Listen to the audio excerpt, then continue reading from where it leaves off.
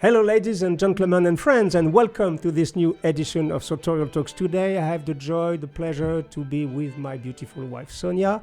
Last time, when we published this video on the 10 mistakes not to make when you commission a bespoke suit, we were together again because she was not on this show for many weeks, and then so many people have been writing in the comment section how glad they were to see you again. So we decided to continue and maybe to intensify her presence in this show because, of course, not only she's adding something to Sartorial Talks, but she is somehow Sartorial Talks as much as I am. So, darling, I'm very happy to be here with you today. Thank you. That's very kind. I didn't expect that. I appreciate it. Well, you didn't expect it? You know I love when you are at my table and we do the things together. So today, we're going to do something different. Okay. We're going to do something that we want to tackle a subject that came to our ears so many times, and that we decided is not easy. We're going to have, it's not an interview. I'm not going to interview Sonya. She's not going to interview me. We're going to try to discuss a subject which is extremely complex to tackle because it has to do with the relationship between man and woman in a couple. And of course, we are not psychologists. We are not couple advisors. This is not what we do in life. But so many times, we had the same problem that is told to us by men specifically. And this is the problem of why men who caught the bug of the sartorial way of life, they can't help, they can't stop buying suit after suit, they can't stop buying shirts and ties and shoes, and most of the time they can't tell the truth to their wife because they are scared that their wife will discover the amount of money they are spending in their passion. And this is why we're going to try to, from this situation, try to elaborate on that, and maybe not giving you advice because, well, it's your business after all, but try to understand what is at stake in this kind of situation. So first of all, am I right when I say it's a problem that we hear a lot about? Well, we've seen it with a lot of our friends. Sorry, when you said caught the bug, I thought you said caught the buff, so I'm trying to get my head in the right place. But yes, you're right. There's a lot of people, especially men, will tell us behind the scenes. My wife is not maybe needing to know that I just bought this new suit or this pair of bespoke shoes. Yeah. So don't mention it if she's around. She doesn't need to know. And, you know, they don't feel like it's a big deal. They don't even seem like they're struggling with that. So I even heard a man say, you go, there's only things you can tell, and sometimes it's normal. They consider it normal that you can't really. And another guy said to me, maybe it's good for you, but us, it's a little bit different. It's our business, so we know exactly what she has and what I have. But another guy said to me, it's very easy. I have to buy her, once in a while, every once in a while, a little bit out of the blue, a bag, right, or a ring, or I don't know, curtain for the house or whatever, so that they can justify themselves on the fact that they are spending a lot of money on their passion. And this is something for me which is a little bit not weird. I can understand that. But the thing is that, isn't it some kind of a stereotype? Because that's something very, don't we have the right, us men, to go crazy with the way we dress and the way we look? Well, first of all, we're assuming that women even really care that much. I guess if men are choosing not to share it with their wives, maybe the wives are getting a little upset if they're going overboard. Maybe they're feeling like it's bordering addiction or something like that. But I think we don't have all the facts to know if women even care that much. Maybe a lot of women are excited about their husbands getting dressed, looking better, feeling better, because that also affects them. And maybe other women aren't. There's really a wide spectrum of reactions that women might have. But when I was speaking of stereotypes, I want to speak about, we speak a lot in this society about, stereotypes of gender attitude, how men used to behave, how women can behave. And then are we still, in your opinion, in this kind of frame of mind where we can say, okay, women, I have the right to go crazy, for example, in a fashion store. Okay? Yes. And buy. Yeah. And the guy said, how women are. It's like it's a given that women have the right to want to look good, to look sexy, to be at their best constantly. And us, it's bizarre. It's as if we don't have the right to do the same. We don't have the right to look sexy. There is a little bit of, I guess, a dichotomy there between the two behaviors. And so why not? Most men love it when their women are looking good and buying, But is the reverse true also? Because I speak about stereotype.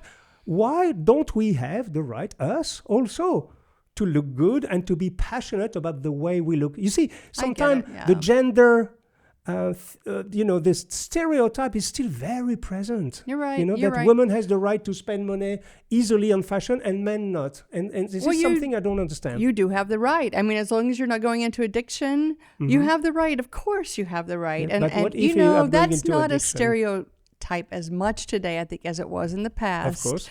People are accepting, especially with media these days, of men, looking good, enjoying dressing up. It might be with track suits and expensive sneakers, or it might be with bespoke suits and bespoke shoes. I don't think that's shocking for any woman now. I just think maybe she gets a little bit nervous if it borders addiction. Okay, yeah. But, I know a lot of people, me included, we can say it's a kind of addiction. And when we can't stop, what I wanted to say, and I want to declare it to the world, we men, we have the absolute right to look good. We have the absolute right to look sexy. We have the absolute right as women to take care of ourselves. And it's still not totally engraved in our conscience, as people on earth, that man has the same right. I know it can sound a little bit conservative and a little bit past for many of you who are looking, but it's still very present in the society. And because it's interesting, men, for example, it's totally okay if we spend a lot of money in cars. We call petrolhead. Yeah, petrolhead, that's right. Yeah, it's okay also if we spend money on watches. Yes. It's accepted. That's but true. it's still not really accepted if we spend a lot of money on how do we look, and suits and shirts and shoes, etc., etc. So I'm asking myself is that what can we do, to improve that? What could we do, darling? Well, I think first of all, my first thought that jumped into my head was consider the consequences of what you're doing, and is it worth the action? Yes. But, there's a lot of variables in that. And there could be many different consequences and many different situations with different people. So that didn't really resonate with me too much. So knowing the subject that you were going to ask me about today, I took the liberty to look at the opinions of a few philosophers that I'll share with you. Okay. I can't wait to listen to that. Well, the whole subject is how you approach truths and how you avoid half-truths. So half-truth is lies for me, actually. But you think, yes. Yeah, well, I mean, it depends if you're from the school. That's another debate all in itself. Yeah, because half-truth, it's half-lies. Yes. So it depends there if you see the glass point. half full or half empty. That's right. But anyway, so I can't wait to listen to you on that. Okay, so Kant. Immanuel Kant? Immanuel Kant. Yes. He spoke about something called categorial imperatives. Okay, and in this situation, what you would do, specifically using the example about buying suits behind your wife's back, for example. Yes, hiding. He would say, you and your wife get together and agree on a maxim. A maxim, that is to say something that you never compromise with. You do not compromise on what you agree on. You might say, look, I'd like to buy anything I want to buy in terms of clothing and shoes whenever I want to buy it. In turn, you've established a universal maxim. That means you, my dear, may also do the same. You buy whatever you want whenever you want to buy it. Yeah, if we have the right amount of money on the bank account, maybe. That may be that's already a given if this is the maxim that you're agreeing on. Okay. And so you both agree on that. Problem solved. So you're not saying, don't tell my wife. She's not saying, don't tell my husband. You've agreed on that maxim. Or you could say, dear, if you're going to buy something, I prefer you tell me first. If it's over, say, $1,000 or euros. Okay, and that's a good. And your spouse agrees to it, and so you're still free to a certain level to do whatever you want. But then if it gets to that upper limit, you talk to each other. So that's your maxim. It's a maxim. It's something that's a rule. It has to be uncompromising. Yeah. And Kant talked about how there are a lot of times when you're going to want to compromise, okay? And you're going to be tempted to not really follow the letter of the law. It just got something, I'm sorry, I'd interrupt you 1 second. It come to my mind, and what you just said is so true that, for example, when I said, so many people said, I have to buy her a bag sometimes or a ring sometimes so that she doesn't question me. Well, at the end, it's the same. Because if you would have agreed on the fact that if you can spend whatever you want on both sides on for example, on clothing or whatever, okay? But it will at the end cost you the same amount of money, but without the problem of hiding something, you understand? Because if you buy her a bag or a ring to make yourself a little bit more forgiven in your own head, you should have told it firsthand, and it will be the same amount of money. Almost. It would have been the exact same. But you've already agreed beforehand on how you're going to handle it, and you just go from there. So it's better to tell the truth in this case. Right. If you could work something like that out, everyone feels good, and you're not hiding anything. Okay. But there are going to be times where you do want to compromise. Okay. And Kant was so extreme.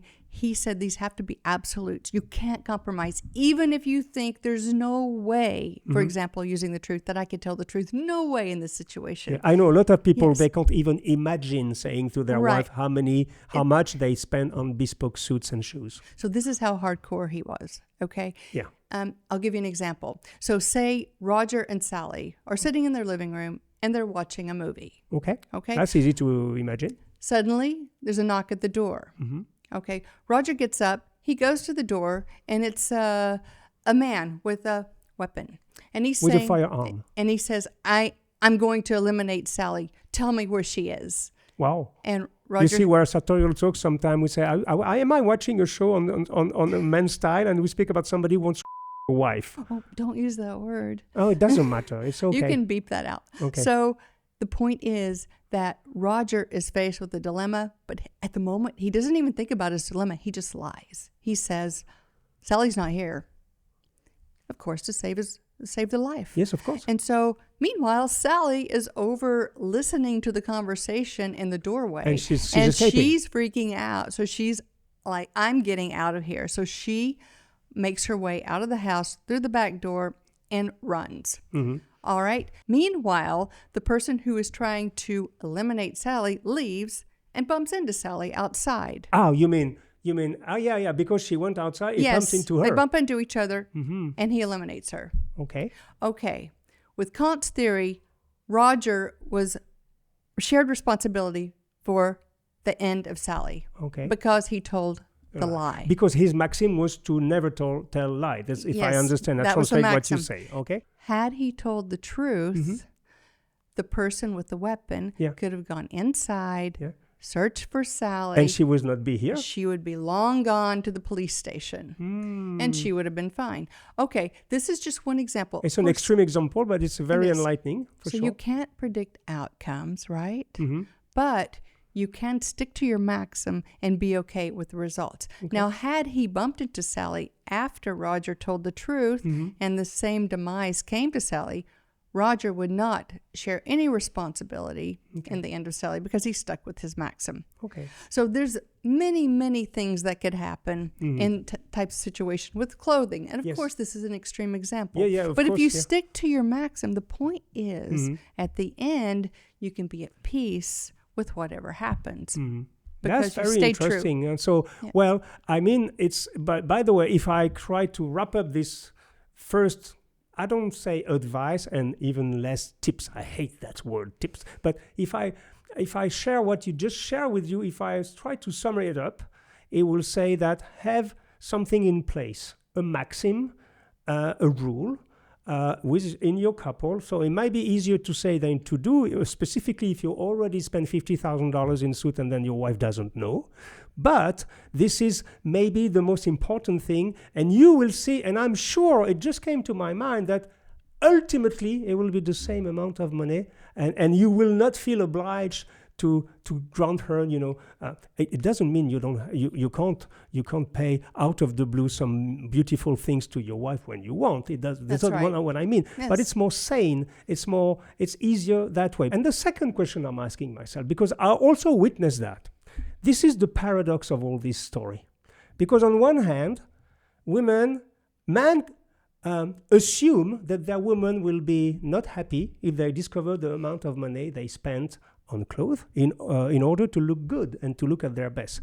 But at the same time, when they go out together in a party or, I don't know, somewhere outside, and when the guy is so nicely dressed and he looks impeccable in his new bespoke suits, she feels proud. She loved that. That's right. You're right. She's very proud. So it's a big paradox that on one hand, the guy thinks he has to hide this from his wife, but on the other hand, she's very proud of him when he's wearing the thing that he bought behind her back. And I've seen a lot of people in our realm talk about how they're so shocked when they see a man and woman. You've even talked about this, out together. The woman is dressed to the nines, and the person she's with is in maybe a raggedy T-shirt and old cargo shorts and flip-flops. And there's no coherency there. And it's a little bit surprising that the man didn't show a higher level of respect to the women. So in this situation, I think a woman would be very happy if a man upgraded his game. But we're talking about people who are going far. They're already sold on dressing well. Yes. They're going so far that it's bordering addiction. Yes. And the woman is getting a little bit nervous. Maybe she's asking herself, why is he doing that? Ah, I never thought about that. You mean, does he want to look good for other women, for example? Well, that could be one example. Yeah. Or maybe she thinks, that he's just so caught up into this world, like whether you're a petrol head or whether you're into watches, that he's lost his mind and that it's interfering with her daily life and his daily life. And so what is she going to do? I mean, it could be either one of those. That's or maybe she loves it, and maybe she loves the fact that he looks so amazing. So, we're dealing with a lot of scenarios depending on how the woman feels internally and how the man's dealing with her feelings. But I think that ultimately all this somehow has also to do with peer pressure. That is to say, even men with other men, sometimes they don't admit that they spend 20,000 on a 3 or 4 bespoke suit to other men because peer pressure man has to be, a little bit, specifically in America. I don't know, I don't want to judge because maybe it's a little bit different in Europe. But, the peer pressure, it's okay between men to say, I bought a Porsche or I bought a Range Rover or whatever, But if you say, so I buy a $10,000 Vigonia suit, it seems a little bit less accepted. You understand? So it's some kind of a peer pressure also. I think, I don't know, it just came to my mind. There's still a little bit something like that, but it's not widely accepted by other men in the same group. That a man will spend so much money to look good. You never thought about that? Well, because I see men in almost what becomes a cultural group of other men who have the same interest. They tend to gravitate toward men who have the same interest. And I know you've probably seen this too. And so you see these people coming together who do like bespoke suits, who do like artisanal shoes. Yes. And maybe the peer group actually changes as a man progresses in his pursuit of this culture. And I do think it's a culture. Yes. I don't think it's just I love suits and shoes. I think it's literally culture in itself with a lot of rich history. I agree. And both with English and the Italians, backing it up over the centuries. And it's a love of craftsmanship and artisanship. And it's something a little deeper than just, I want a new jacket. That's my main point, and I was going to. That was my last point, actually. Maybe you have something to add because you said you've been studying a few philosophers about that. But my last point was about what is the solution, and the solution is exactly what you just said. Is that maybe so? What I take away from what you said, first, I think, maybe a lot of people will not agree with me, but I think between the two situations, hiding behind the back and buying her some good stuff out of the blue, I think you should better do both, but you should better have a rule in place and decide a frame, that you can buy whatever you want on this and I can buy whatever I want. Or above a certain amount, we tell each other. And I think at the end, it's the same result. If you look from an accounting perspective, I'm pretty sure it's pretty much the same result. But I think it's more, I don't know, I think it's more balanced in a couple for that. I don't know what you think about that. I think you're right on point. So I could be going too far, but I can give you another school of thought that's a little less hardcore than Kant's categorial imperatives.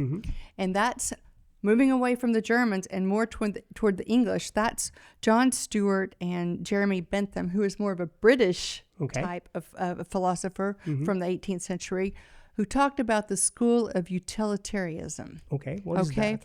This is, and it's going to sound sort of flaky when I say it at first, but you have to let me finish. It's seeking pleasure and avoiding pain. Yes. Now that could sound hedonistic, but it's only seeking pleasure and avoiding pain for everyone, not just yourself.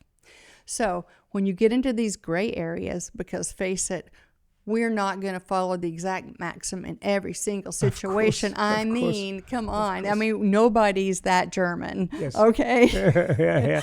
Yeah. And so, okay, I can confess something to you live in front of people. I never told you how many whiskeys I drink in 1 week.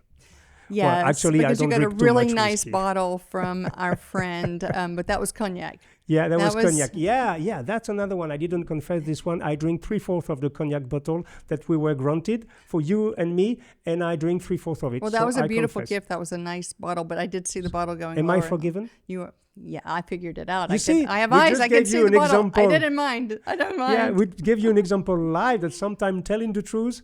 I think it's applicable in all sectors of life, and I'm sorry if we go a little bit further than our field of sartorial art, but it's fun, to just exchange ideas like that, because we can relate. I think a lot of people can relate to that, but sometimes we think that if she would know how much I spent, you assume it will be horrific, and maybe sometime it will not be that horrific. No, and I it mean, will be more light. But in our lean days, it was more of an issue because we have ups and downs, and in our lean days, we do have to pull together and really, buckle the belts a little tighter and be a little more careful. So it varies, it ebbs and flows, doesn't it? I'm not concerned about buckle belts because I prefer suspenders like anyway. belts, I don't right? like that. You Anyway, so you like side with adjusters. Utilitarianism. It's not easy to say. impersonable Yeah. from So us. this is those English, and so they're saying, okay, you can't always be, you can't always toe the line.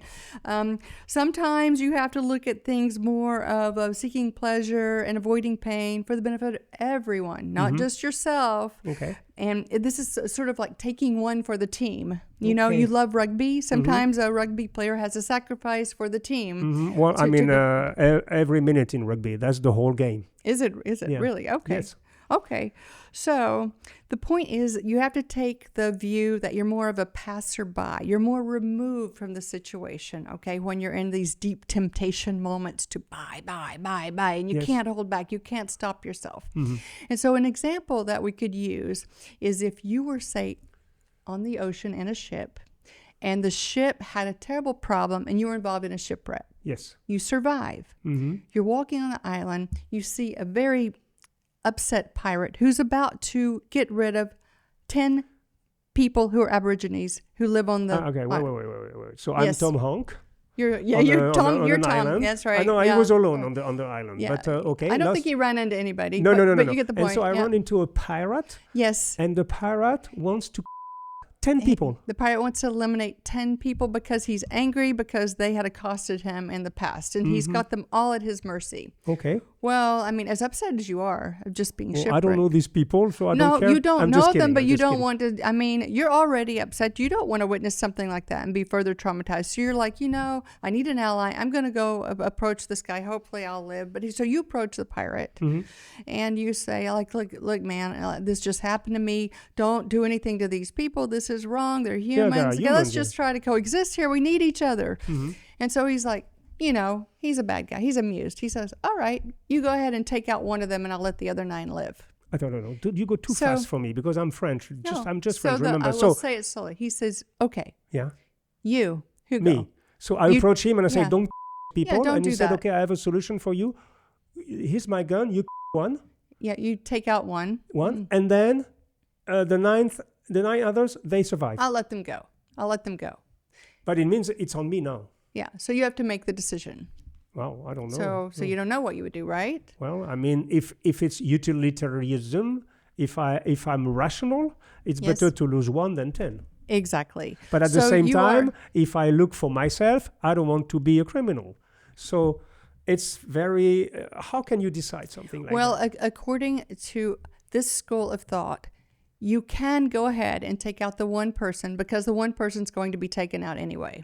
So you're not really going to affect that one person's life anyway. So you can resolve that within yourself. And then the fact is you saved 9 people.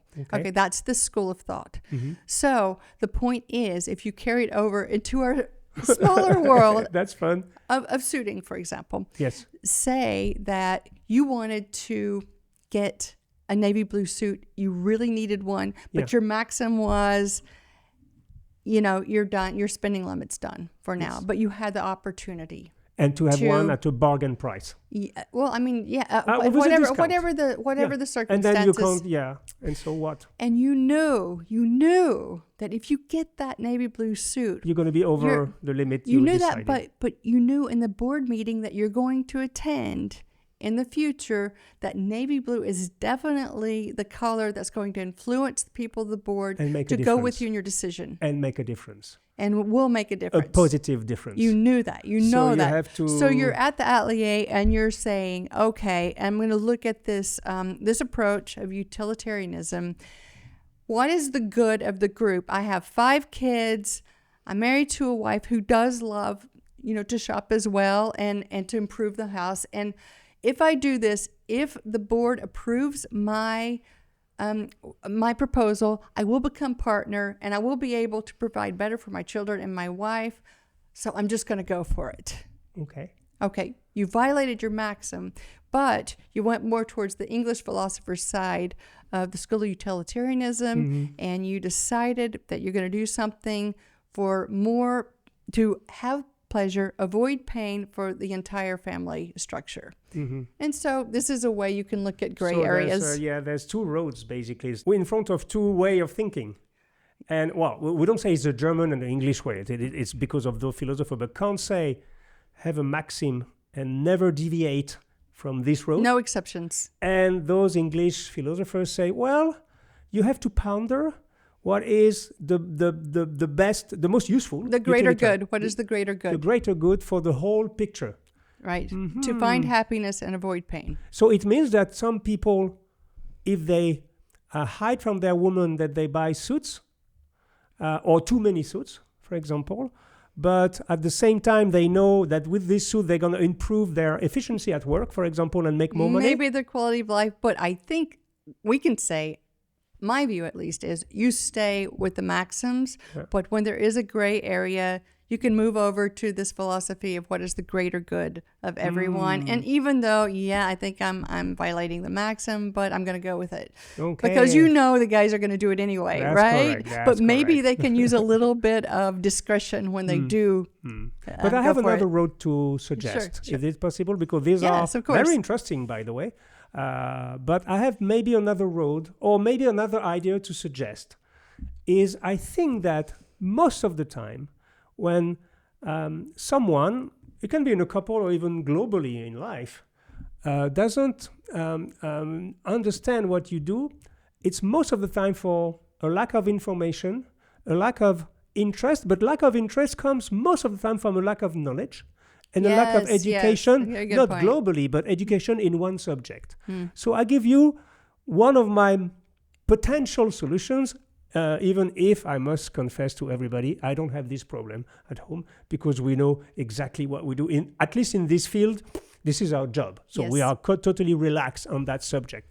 Still, I think that education and creating an interest by explaining what is behind. I don't know, I take an example.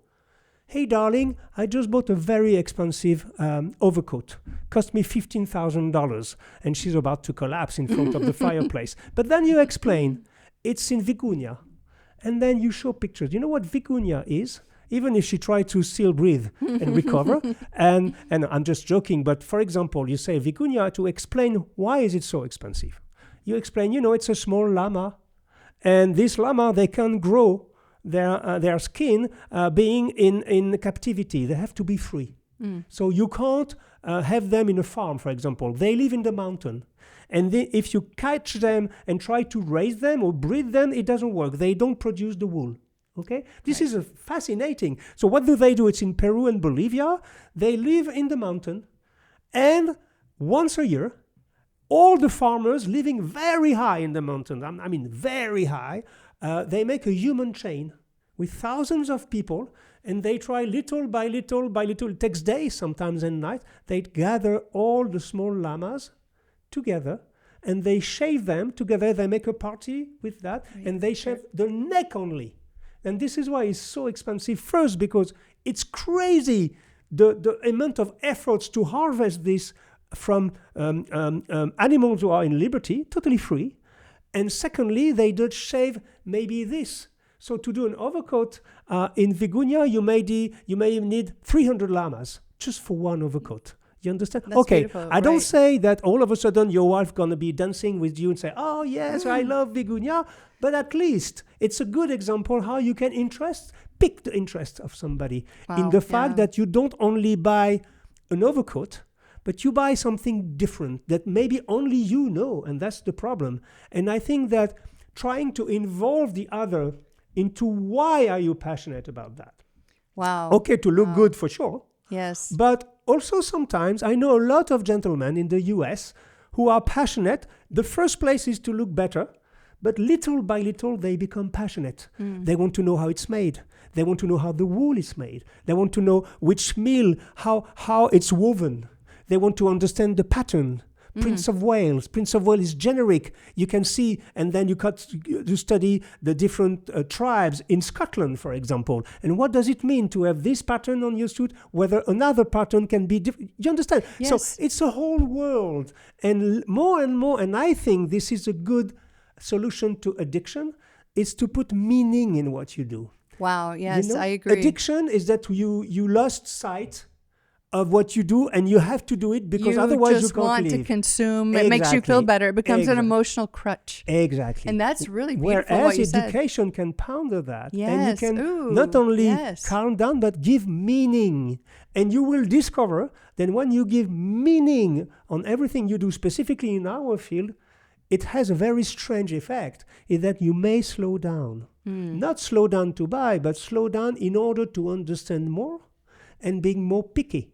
That is to say, instead of buying suit after suit after suit, maybe you say, okay, I buy one now, and I'm going to think about the next one. And I'm going to study, for example, the Glen Urquhart patterns from Scotland. And before buying, I want to know which one is closer to my way of living. Or I want to buy a pair of shoes, but I want to try another leather. But first, I want to make sure that the animals are well treated, for example. So I'm going to study this kind of tannery process. You understand? Yes. If you give meaning, it has this double effect. First of all, you can involve your companion or your wife or your husband, if it's the reverse, in why you like that. It's not only to look good, even it's probably the first impulsion is to look good and sexy, and we have the right to do so. You have the right. And women love that. But also, it's also a way to more and more, and I've seen this many, many times, beyond their first impulsion, then they become really interested in what they do. And it's passion. It's a whole world, you know? That's it's beautiful. A world of craftsmanship. It's a world of... So it's beyond simply buying suits. And if you can tell a few stories to your wife, have her... And the ultimate weapon, in my opinion, is to have her come with you. Yes. You know, meet those artisans. Interest her about that. Show her. You don't have to buy her bags immediately, or watches, or rings, or whatever, but just share this passion, and she will understand, or he will understand quite quickly, that it's not only about spending money like a maniac, but there's more meaning. So that might be, maybe I'm a little bit poetic, and maybe it's a bit I philosophy. really appreciate what you just said. I think what you said is the most powerful of all of everything we talked about so far, because once you explain the love of the culture and the love of the craftsmanship, your partner, I mean, I think she's going to be seduced by that. And I have to just follow up to see, she'll probably ask me, I get something crafted for myself. Yes. Because and that's that will the be natural behavior. victory Yes, for me. That's it. For them, that would be a victory. You know, it's very, very paradoxical, all that. But it can be a victory. Yes, she can be interested, but it means that if she likes I don't know, fooding, or I don't know if she likes cooking. And you don't understand why she's buying these pans that are so expensive because it's steel iron, I don't know the word in English for that, or this specific oven. We know what we talk about because we are passionate, both of us, about cooking. But she has also, you have to accept that she explained to you why. You understand? So it's a very interesting way of looking at things. And your point about really delving deep into what craftsmanship and artisanship is all about will carry over. Yes. I mean, you'll find yourself looking for the best bedding material, for example. Exactly. Or the best lighting. Yeah. Or we the have best a story about furniture. that. Yeah. I mean, this culture will integrate your life. You will not buy more. You will buy better. And you will probably buy less, actually, True. but better. True. There's one word that wrap up the whole thing that we do together constantly on every subject of our life. I don't say we are a model, honestly, but on this, we really take it very far, is curation. Everything we buy, we discuss it because we are obsessed, you and me, with one thing, artisanship, craftsmanship, the real deal.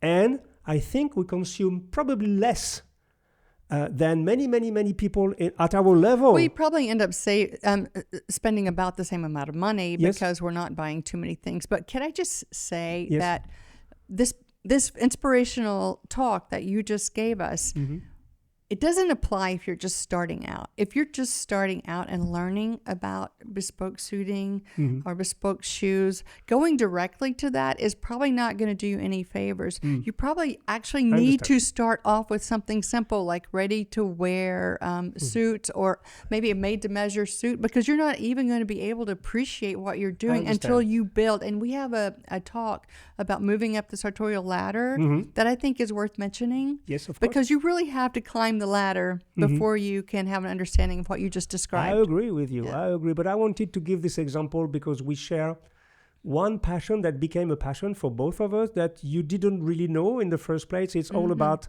I'm totally crazy about contemporary lighting. You know, the lamps. Yes. It's something that I don't know why. I've always been extremely interested in that, and specifically the Italian creators on that. Well, if there are some people watching, I'm totally obsessed with Cartel, for example, in Italy, with Floss, probably one of the most famous lamp and lighting makers in the world. And I introduced you to that. Yes, and this is a crazy world. I'm right there with you now. Yes, yeah, it's fascinating. So many stories behind these objects. So many stories about the designer Philip Stark, Patricia Urquiola, and etc. And when I remember me explaining to my wife, this lamp has been created by Philip Stark in memory of Louis XIV and Versailles, and how he created this in 2015, and then Patricia Urquiola created this other one. She was also thinking, Floss. And so I could see in her eye that something was happening, and say, and second, it's the same. So sharing, giving, put meaning in what we do. Absolutely. Put meaning in everything you try to do, and that will be maybe our last word, because bespoke culture, in my opinion, is everything but showing off. And that's maybe the bottom line of what we say. It is discussion. Because this is why we don't speak about fashion, we are not talking about the people who have the glasses with Louis Vuitton written on it, or when they smile, they have Dolce & Gabbana that is lighting in their teeth. You know, this is ridiculous from all these big logos on T-shirts, you know, that they pay for. It's their own crazy. world. So Yes. But us, it has nothing to do with showing off. It has to do with maybe building your confidence in yourself, but in a discreet way. And also having some kind of respect maybe for your position in a company or for the people you meet, or even if can be the reverse, but we're not going to enter this discussion now because we are running out of time. But I think that ultimately this attraction to being at the best of yourself, this sartorial way of life, being interested in tailoring and shoemaking, ultimately, I think and I believe, and this is why we do this, is 15 years almost, that it is it brings sanity, because we are putting a lot of passion, but also a lot of meaning in what we do. Right. And we know that fashion and fast fashion is a catastrophe in terms of environment and everything, whereas what we do is very, very good, very soft. And we talk about local craft. we talk about something which is very respectful of everybody. So I think it is worth at least trying to tell a little bit your wife about that. I agree. And you know, even with the brands that are more high street, okay, some of them have really good craftsmanship as well. But Yes. I will come back to what you said probably in 2012 that always stuck with me, and that is not understanding what you buy is the definition of vulgarity. Exactly. And so even with the high street brands, if you understand what you're buying and there is something special and meaningful about it, Yeah. we're not knocking that. Yes. It's just, I really like what you said, not understanding what you're buying is the definition of vulgarity. And that's Exactly. all. That's the final Exactly. word that I You're wanted to say. on quoting that. your I am husband. quoting you. That's very good. So here we are, Danny. I don't Yes. know. Well, we just decided to do this. That was your idea. Yeah, a few hours ago, Yes. and we decided to jump in the swimming pool without a few notes. Yes, And a she few, researched yes. a few philosophers, and this is what we do. And if you like this kind of literally free talk, we start from something that happens, that we observe, and then we try to pull the strings and see if we can think about this and maybe elaborate on that and maybe share with you some thoughts and vision, because we can say we have experience on this specific True. field. And we have a lot of high-level people that watch the show, and one of my favorite things to do is to learn from the comments, Yes. because I read things I never ever would have thought of until people shared them with us. So I Excellent. hope that continues here. Yes. Okay. Thank you, darling. It was a wonderful talk. Thank And you. everybody, so we look at this camera. So we give you an appointment to the next episode of Sartorial Talks. And in the meantime, cheers, everybody. Cheers. Thank you. Bye-bye.